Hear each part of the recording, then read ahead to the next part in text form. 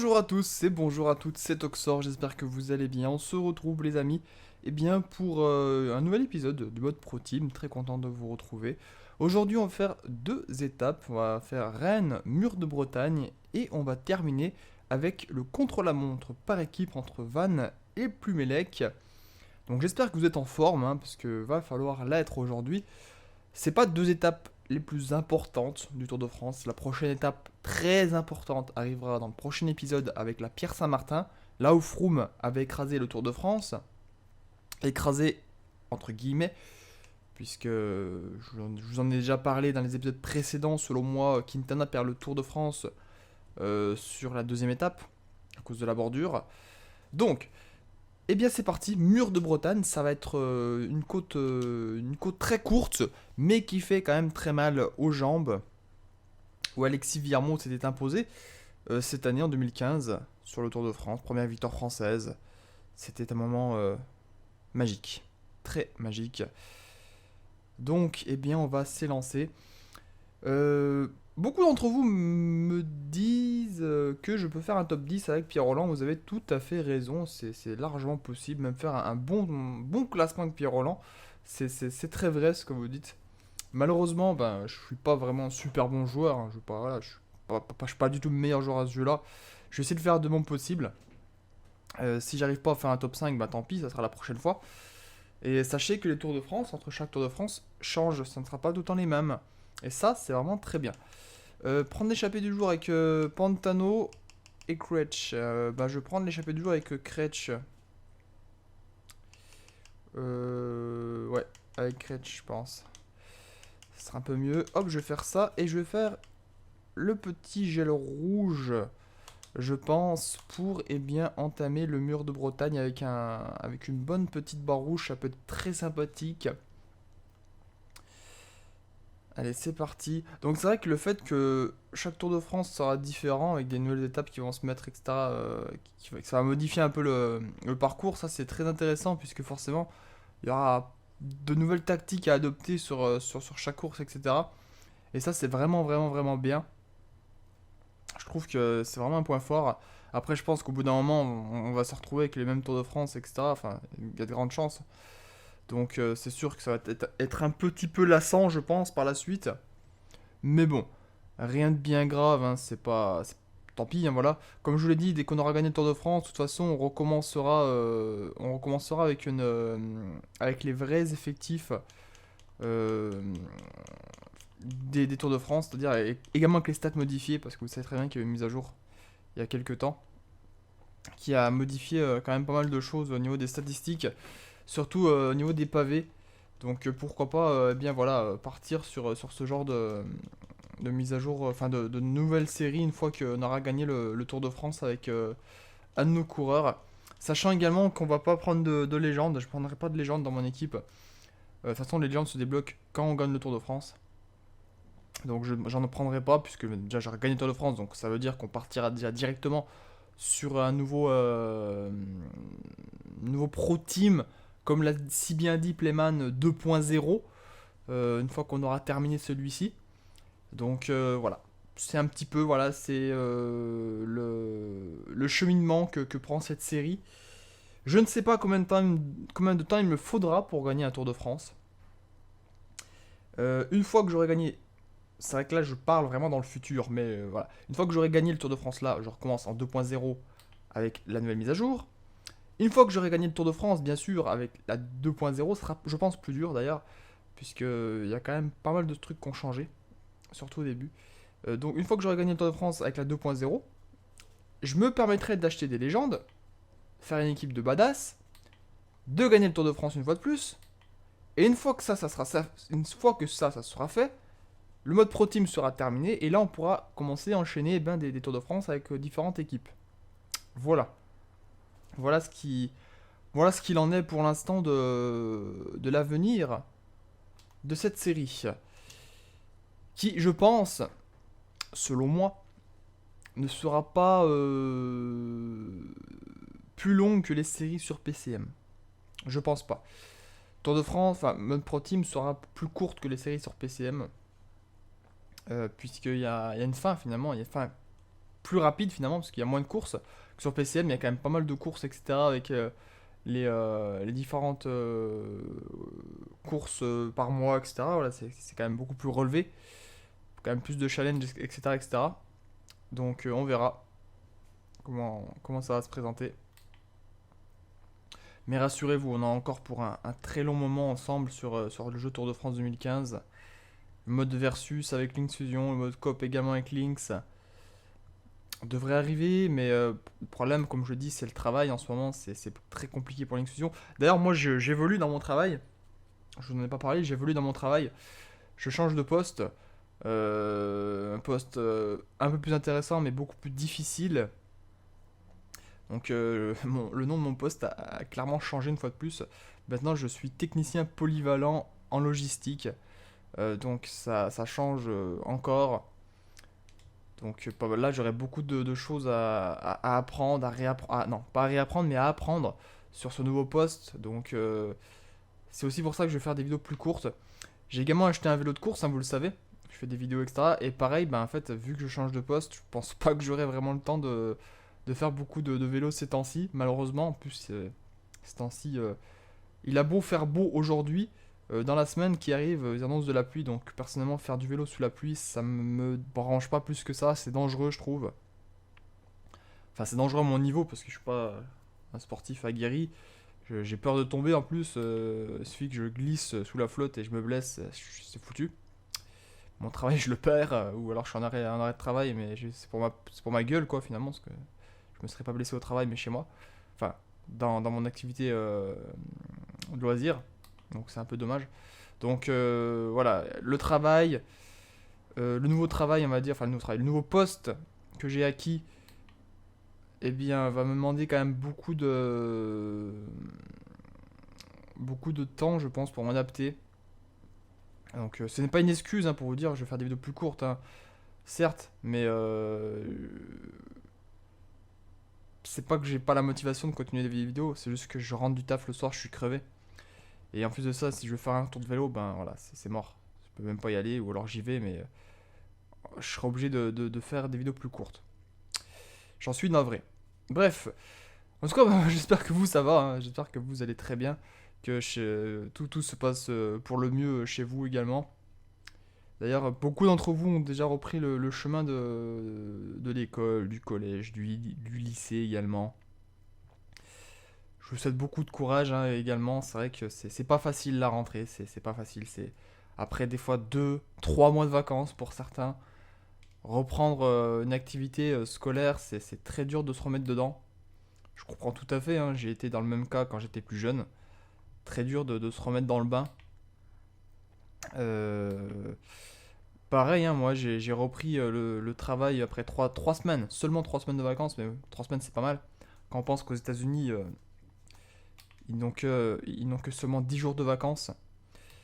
Et des fois, ils les prennent même pas. Donc, on n'a pas vraiment à se plaindre. 3 semaines, c'est pas mal. 3 semaines en été. Mais c'est vrai que après 3 semaines de boulot, de coupure intense comme ça, à vivre un petit peu au jour le jour chez soi, à jouer beaucoup à la console, à faire beaucoup de vidéos, etc., à regarder beaucoup de vélos, bah finalement, quand t'arrives le lundi au taf, t'as limite envie de te pendre. T'as limite envie de te pendre, de te dire putain, mais ces 3 semaines de vacances c'était terrible, étaient très bonnes. Je faisais ce que je voulais chez moi et là c'est foutu, je dois reprendre le travail. Certes, c'est que 3 semaines de vacances. Vous allez me dire, ouais, mais bon, 3 semaines ça va. Moi j'avais 2 mois de vacances, 3 mois de vacances, tu vois, c'est quand même plus dur de reprendre. Tout à fait, j'en suis conscient. Je suis extrêmement conscient. Mais sachez que quand vous êtes à l'école, quand vous avez des cours, etc., généralement vous avez des profs absents. C'est très souvent, hein. L'éducation nationale sont connus pour ça, hein. J'ai travaillé pour eux un certain temps, donc je sais ce que c'est. Et les profs sont souvent absents, très souvent pas remplacés en plus. Donc vous avez quand même beaucoup d'heures des fois de libre qui vous permettent de rentrer des fois plus tôt chez vous, ou des fois non, parce que vous pouvez peut-être pas. Donc je suis désolé pour cela. Certes, vous avez des devoirs, vous avez des contrôles, vous avez des obligations également. J'en suis parfaitement confiant, j'ai vécu également cela. Je sais ce que c'est. Je sais vraiment ce que c'est, ne vous inquiétez pas. On est tous passés par là de toute façon. Mais honnêtement, entre le travail et l'école ou le lycée, tout ce que vous voulez, à choisir, le mieux c'est le lycée, enfin voilà, c'est tout ce qui est scolaire, on va dire, voilà, c'est ça. Parce que vous avez plus de temps libre finalement. que moi je rentre le soir. Ok, j'ai rien à faire quand je rentre à la maison. Mais c'est pas pareil, vous avez une femme, vous avez des obligations conjugaux, on va dire, à faire. Vous avez, moi j'ai une chaîne YouTube, j'ai d'autres passions également à côté, le vélo désormais maintenant. Je me remets un petit peu à faire du sport tranquillement également chez moi, voilà.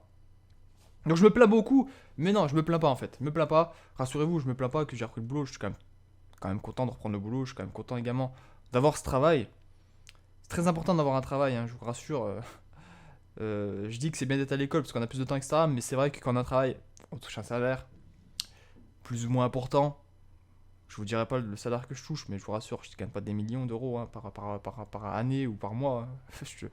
Je suis encore un simple travailleur, on va dire. Un honnête travailleur, même, je dirais. Je ne touche pas plus que ce que je devrais gagner en niveau de travail, on va dire. Si on devrait mettre sur la même échelle le travail que je fais et le salaire, je pense que c'est bien. Je mérite mon salaire, ni plus ni moins. On aimerait toujours toucher plus, bien évidemment, hein, ça c'est humain. Mais j'en suis totalement satisfait, totalement comblé. Et je pense que c'est le principal. De se lever le matin et de se dire, bon ben, on retourne au boulot. Même s'il était dégoûté de reprendre hein, après les vacances, c'est tout à fait normal, pour tout le monde c'est pareil. Mais une fois qu'on est dedans, ça sera pareil pour vous à l'école. Euh, Vous êtes certains n'ont peut-être pas cette maturité malheureusement, mais vous allez l'acquérir au fil du temps. C'est de vous dire que vous allez vous lever le matin. Là, je parle pour le boulot. Vous allez aimer ce que vous allez faire. Moi, j'aime ce que je fais au taf. J'aime ce que je fais au taf. Je suis totalement épanoui. Même si des fois, ça me prend la tête. Comme tout. On a tous des moments où ça nous prend la tête. Je vous rassure. Bah, c'est pareil pour l'école. Voilà. Dites-vous que c'est certes l'école, ça vous saoule. Les profs, peut-être vous saoulent. J'en suis totalement conscient. Les profs me saoulaient également. Et même quand je travaillais pour l'éducation nationale, les profs saoulaient également. Me saoulaient également. Parce que moi, leur discours qu'ils avaient ne m'intéresse pas. Bref, je ne veux pas parlementer là-dessus. On ne parlemente pas là-dessus, ça sert à rien. Vous allez avoir des problèmes sinon, si vous parlez vos profs à l'école comme ça, c'est pas bien non plus. Voilà, faut les respecter. Il faut un boulot qui est pas facile, même s'ils se plaignent beaucoup, et même s'ils ont beaucoup de vacances, etc. C'est pas facile non plus. Faut supporter des élèves, hein, parfois difficiles. Donc voilà. Bref, vous allez vous lever le matin, certes, il faut aller à l'école, c'est chiant. Vous allez rester peut-être très longtemps assis à écouter quelqu'un qui est pas forcément intéressant. Mais dites-vous bien que même ce que vous apprenez, que vous pensez peut-être pas forcément utile, il y a beaucoup de choses qui sont pas utiles, hein. Franchement, pour le travail, moi, il y a des choses que j'ai appris à l'école, je m'en servirai jamais de ma vie. Mais il faut quand même passer par cet apprentissage. Certes, l'école française n'est peut-être pas forcément la meilleure institution, n'est pas la meilleure institution. Hein, on est très très loin des écoles, par exemple en Norvège ou en Suède ou en Finlande, qui là, c'est des institutions quand même très carrées, où on apprend des choses très intéressantes, et je pense que le programme de cours est quand même également mieux fait. Mais il faut quand même, voilà, vous n'avez pas le choix, vous êtes en France malheureusement. Et il faut écouter vos profs, etc. Il faut être au taquet en cours. Et je peux vous jurer que ça va vous servir plus tard. Ok, moi ça m'a pas servi parce que j'ai pas pu suivre les attaques là. Comme quoi. Comme quoi. Je suis une grosse brêle sur les sprints. Tant pis. Je retourne sur Roland. Donc, oui, faut écouter en cours, même si vous pensez que ça vous sert à rien, je vous assure que plus tard, un truc que vous avez appris en cours, ou je sais pas quoi, ça va vous retomber sur la gueule, ça va vous être utile. Même si maintenant vous pensez que c'est pas utile, etc., etc., même si vous pensez que pour vos études supérieures ça sera pas utile également, ce qui est fort probable également aussi, je vous assure que d'avoir des bonnes notes en cours, etc., écouter les profs, être attentif, ça saoule. Je sais que ça saoule. Moi, le premier, ça me gavait. Un truc de malade. Et pourtant, regardez où j'en suis, voilà, je suis fier de moi. Personnellement, je suis fier de moi.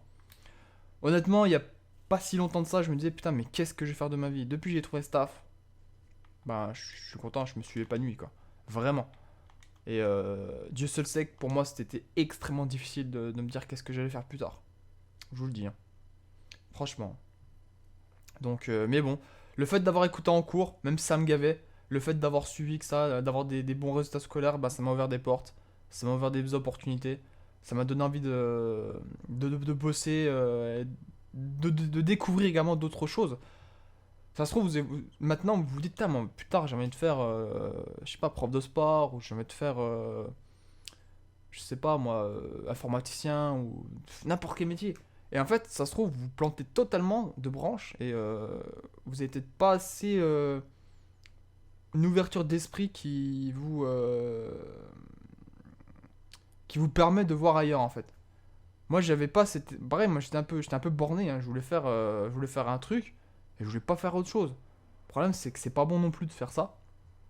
Parce qu'en fait on se bloque on se bloque tout seul en fait en faisant ça.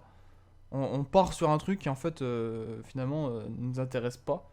Il faut avoir une ouverture d'esprit et ça se trouve, hein, moi ce que je fais maintenant, honnêtement, je vous le dis honnêtement, déjà je connaissais pas ce boulot, je savais même pas que ça existait. Et bah, en fait je kiffe. Voilà, je kiffe, je vois des gens tous les jours, j'ai beaucoup de responsabilités en plus, ça m'intéresse vraiment. Je me sens mis en valeur en fait, je me sens vraiment mis en valeur. Enfin, mise en valeur. Je me sens vraiment utile. Je me sens super utile et je me sens ouais, mis en valeur également. Quand on est utile, on est mis en valeur, je trouve. Et je trouve que c'est un métier que je connaissais pas et puis voilà, je suis content.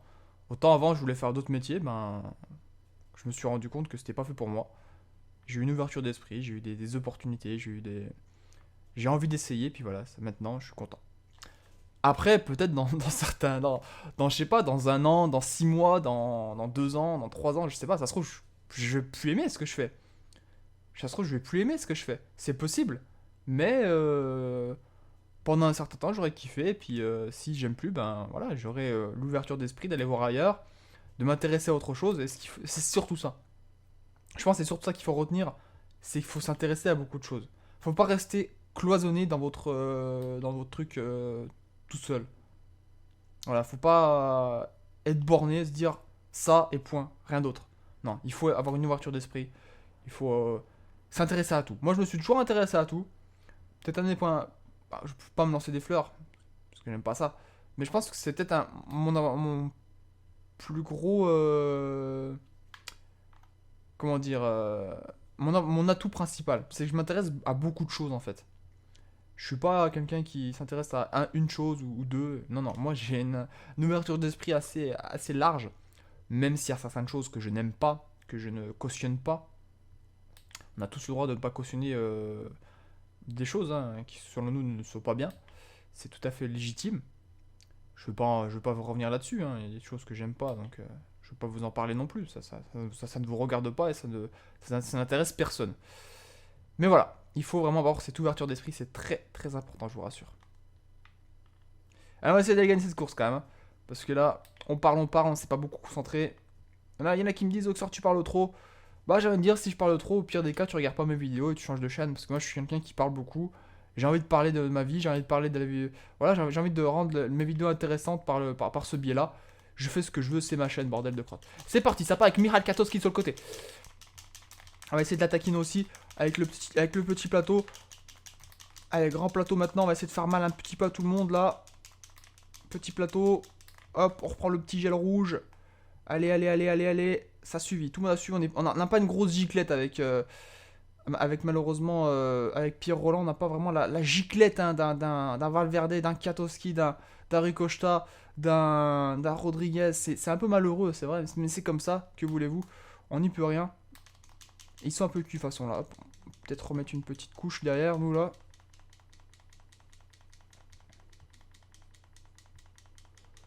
Miral Katowski s'envole, hein.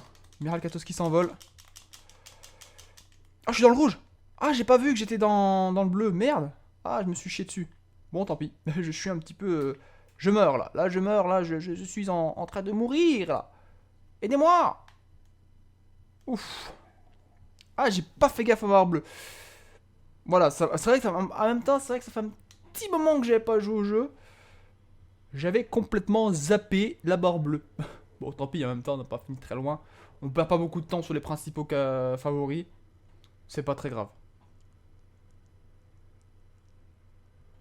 Toujours du mal à la gagner cette étape. Autant mur de 8 ça va. Autant celle-ci je la trouve quand même beaucoup plus dure à gagner.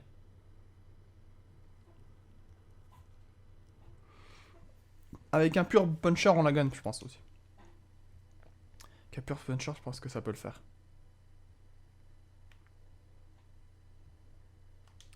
Alors, on sauvegarde tranquillement. On va pas s'exciter. Ok, ok. Alors, on finit à 22 secondes. On a mis quand même 10 secondes à des Contador, par exemple. Nibali toujours devant nous. On est 9ème au général. Bon, en même temps, il y a encore des sprinters. Hein. Je me dis que c'est pas non plus... c'est pas catastrophique. Allez, on continue tranquillement. 2 millions hein, pour l'instant dans notre compte en banque, ce qui est pas trop mal. Hein. Moi, j'aurais 2 millions actuellement, je serais refait, je pense. Mais je continuerai à faire des vidéos. J'aurai 2 millions sur mon compte en banque, je continuerai à faire des vidéos. Je ferai gagner peut-être une console par mois à mes abonnés. Ou deux, hein, je sais pas. En même temps, après, faut pas non plus que moi je dilapide toute ma richesse. Voilà, parce que sinon je pourrais pas faire ça sur le long terme. Le but c'est de faire ça quand même sur le long terme. Faudrait pas non plus que je dilapide toute ma richesse directement. Donc ouais, moi franchement je serais millionnaire. Je pense que je ferais ça. Sans souci. Sans souci, sans souci, je suis quelqu'un qui a le cœur sur la main, généralement, quand il faut donner, il n'y a pas de souci. Par contre, je sens qu'on va prendre une rouste monumentale sur le compte la montre par équipe. Je sais pas pourquoi, mais ça va faire mal. Hein. Ça va faire extrêmement mal, le compte la montre par équipe. Je le sens pas bien. Je le sens, mais pas bien du tout, ce compte la montre par équipe. Je sais pas pourquoi. Allez, on relance avec Cherel, qui est bon quand même, Cherel. C'est un bon coureur. Il est beau quand même sur un vélo. Il est très sympathique en plus, Cherel. Il est pas très connu. C'est un petit peu un travers de l'ombre hein, finalement, mais il est bon. Hein. Il est vraiment très bon. Allez, Van Avermaet maintenant. Greg. On relance un petit peu. Pas trop non plus, hein. Faut pas non plus les user, mais bon.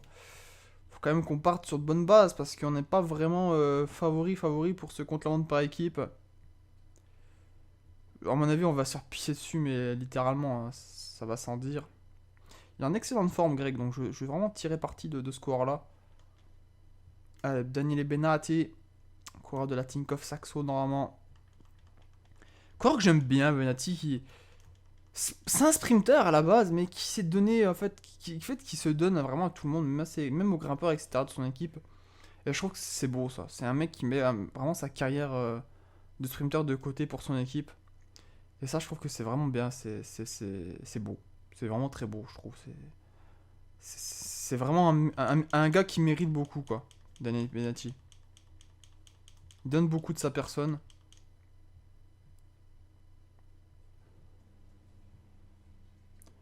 D'où je l'utilisais beaucoup sur cette première partie parce que je sais que c'est un bon rouleur. Et qu'après, ce sera plus forcément utile, Daniel Benatti. Il va pas forcément être très utile dans l'arrivée. Allez, on va passer bientôt au portique. Premier temps, genre, on a un premier temps, mais bon, c'est normal, hein, qu'on a le premier temps, rassurez-vous. Vaut mieux qu'on ait le premier temps maintenant, parce qu'on va tellement baisser par la suite que, de toute façon, voilà, on s'est compris. La chute sera moins dure. Allez, Pierre Roland, on va pas non plus le faire trop rouler, parce que j'aimerais bien le conserver pour l'arrivée quand même. Allez, Kretsch, le rouleur de l'équipe. Alors lui, par contre, ça rigole pas quand il roule. On a Heysel également, bon rouleur.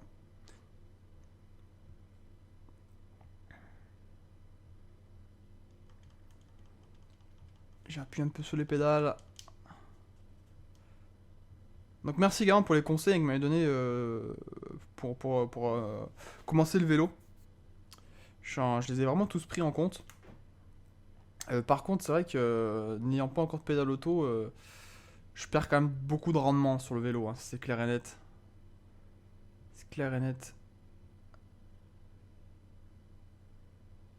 Également le fait qu'il faut en fait avoir les... Ah, j'ai mon lave-vaisselle qui se termine, donc désolé pour le bip. Le fait d'avoir les pieds parallèles à la route, en fait, ça je savais pas. Faut vraiment écraser les pédales. Faut pas être sur la pointe des pieds quand on pédale, faut vraiment écraser la pédale. Comme si on marchait en fait. Et ça, je savais pas. Vraiment, vous m'avez appris un truc, donc je savais pas. Maintenant, j'essaie de m'appliquer à vraiment écraser la pédale. Et bon, avec un cale-pied, je pense qu'avec une cale auto, ça va mieux. Donc c'est vrai qu'avec moi, avec mes cale-pieds de merde que j'ai manuels, si je peux dire, c'est un peu la merde.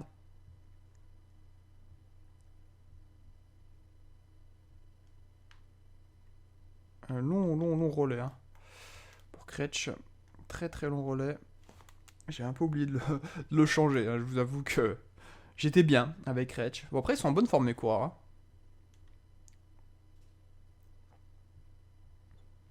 Putain, il va très vite, Hazel. Hein. J'ai l'impression que là, il écrase un peu tout le monde. Hein.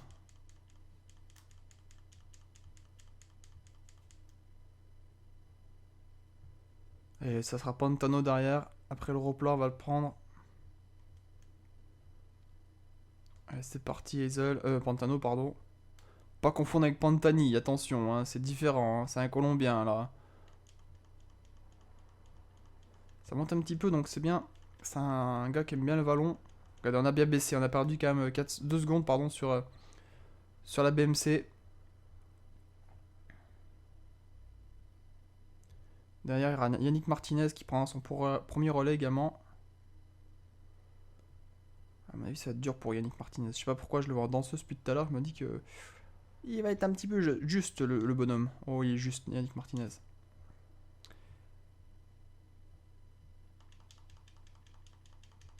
On va lancer qu'Alexis Viermo maintenant. Je pense qu'Alexis Martinez ça va être un des premiers qui va lâcher. Hein. Attention au virage, je sais que dans les commentaires vous allez presque me marquer là. Attention au virage, Oxor, il y en a qui ont peut-être même anticipé. Il est juste après le virage, je crois, mais j'ai essayé de bien le prendre. J'ai toujours du mal à le prendre ce virage, je sais.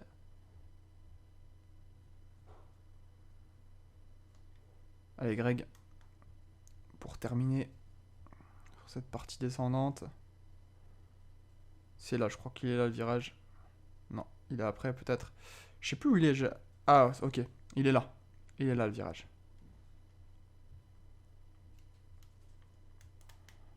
Voilà, a bien pris.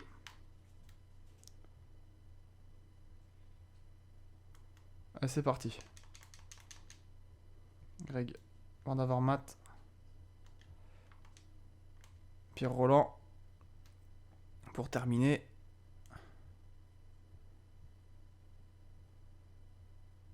Ah, ça a du mal derrière. Hein. Forcément. Là c'est dur, ça monte pendant 1 km.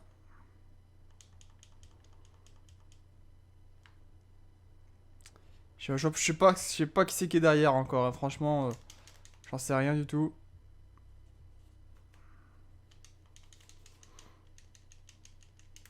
Allez, allez, allez, allez, allez, allez, allez, allez, allez, allez, allez, allez, allez, allez, allez. Ça va être dur. Ça va être dur. Ça va être dur. Ça va être dur. Oh là là, ça va être un temps catastrophique, je pense. Ça va être un temps... On a peut-être trop roulé.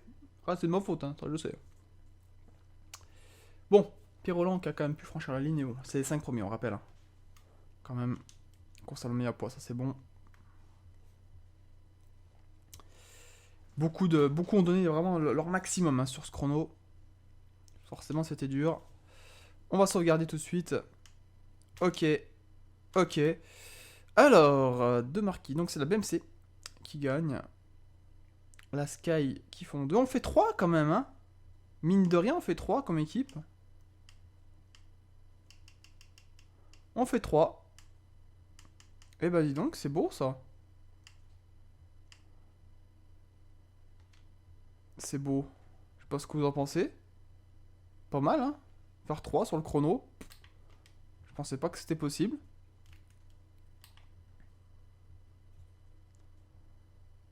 Classement par équipe. On est la 3ème équipe. Eh ben, dis donc.